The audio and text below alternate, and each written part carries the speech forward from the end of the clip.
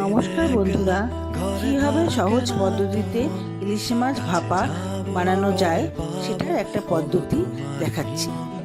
এরপর মাছগুলোকে ধুয়ে রেখে পরিমাণ মতো হলুদ, নুন আর পেস্ট করে রাখা 2 চামচ কালো সর্ষে, 2 চামচ হলুদ সর্ষে, 2 চামচ পোস্ত আর কটা কাঁচা লঙ্কা দিয়ে মেখে নিলাম। এবার 4 থেকে 5 চামচের মতো সর্ষে তেল দিয়ে আবার মাছগুলোকে ভালো করে মেখে 10 মিনিটের জন্য রেখে দিলাম।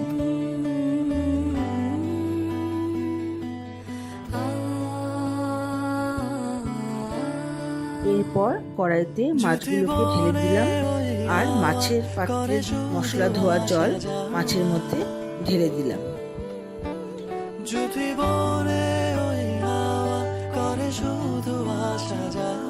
এখন একটু নাড়াচাড়া করে ওপর থেকে কটা কাঁচা লঙ্কা দিয়ে মাছটাকে ঢেকে দিলাম 10 থেকে 15 মিনিটের জন্য লো টু মিডিয়াম ফ্লেমে।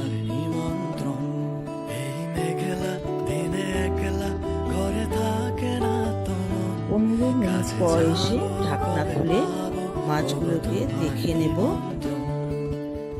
সেদ্ধ হয়েছে কিনা।